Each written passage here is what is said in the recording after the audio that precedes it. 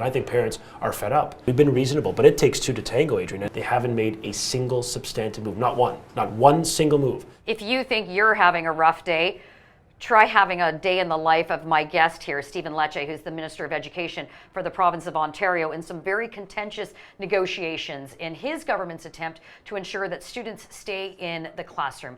Minister Lecce, it's been long hours, long days, a lot of negotiation, a lot of consternation between your government and the teacher unions. Right. They had a one-day walkout strike yesterday. Do you see that escalating?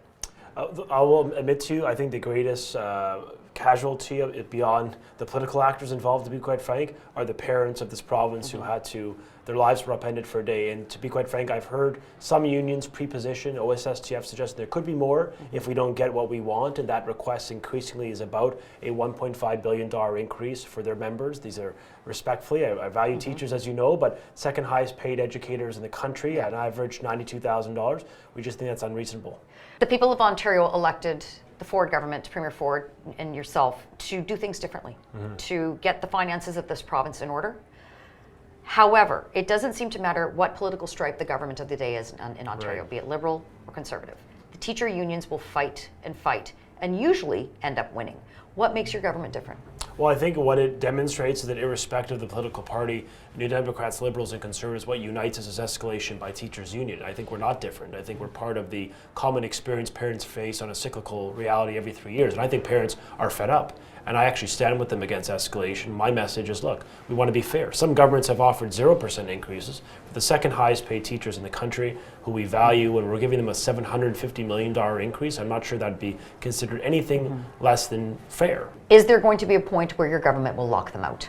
You know what, that's not a focus at this point. I think, to be quite frank with you, our aim is to get voluntary agreements. We had similar questions leading into the QP deal with education workers, and we got a deal in a pressurized environment. So I want to remain hopeful and focused on an outcome that's good for all parties. Let's talk about really what's left at the table. Your government came down on the classroom sizes and brought it to 25. They wanted it to remain at 22, and they want it lower. What is the other aspect? Is it the money? Because with the deal you did get with the other workers, the other union workers, 1%. You want to keep the teacher unions at 1% as well. Right. It's reasonable. It's financially prudent for the finances that we're facing in this province right now. Huge deficits.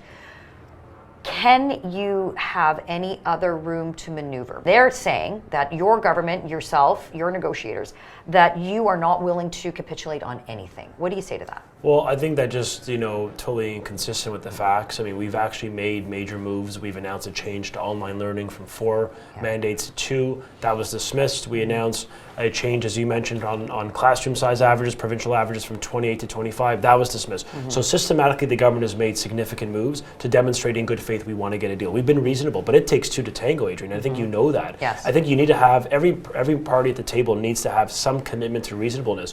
And when you harden your position and you reaffirm that there could be further escalation unless we get this dramatic increase, $1.5 billion increase over the course of the lifetime of the contract for educators, I think it starts to demonstrate the most demonstrable way for people observing that it is increasingly about compensation. Not the only issue, but a fundamental issue. And I think, we want to be fair to our teachers. We value them, some of my closest friends and family. For me, this is not a personal exercise. It's about being fiscally sustainable, because I want to make sure we continue to have the resources to invest in public education. I want to continue to maintain the best public education system in the world. Compounding this challenge is the Catholic teachers have now received a no board report, so that puts them in a strike position. I believe it will be in 2 weeks' time. Right. Walk me through the next 30 days. We're coming up to Christmas holidays. Schools are going to be shut down eventually in a couple of weeks. What happens next? What can you tell Ontario teachers, parents, students, and to the union? What is going to happen in the next 30 days? Well, look, over the coming weeks, we're going to continue to bargain hard. We're before OECTA today, for example. We are working extremely hard with one mission, which is to keep kids in class, getting a reasonable deal for all parties. We did it with QP, and I want to do it again with our education workers and our teachers. We value their contribution, but what I'm asking over the coming weeks is for the teachers' unions to demonstrate a reasonableness that so far they have yet to do. We've negotiated with them for 200 plus days.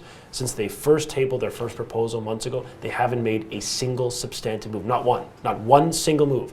And I think people observing that would suggest that's not particularly reasonable if the mission is to be student-centric and to keep children in class. So over the coming weeks, we have more days scheduled. We're working through our mediator. I'm urging the unions to consider private mediation because I believe that's actually probably the best mechanism to get a deal. We use a private mediator with CUPE because at the end of the day, the mission of this government is to find a sustainable solution that provides the continuum of learning and keeps children in class in all regions of the province. My last question to you, and hopefully it's a simple answer. Will your government move on the 1% increase? We are committed to maintaining the $750 million increase. We're negotiating in good faith at the table, and every table is different.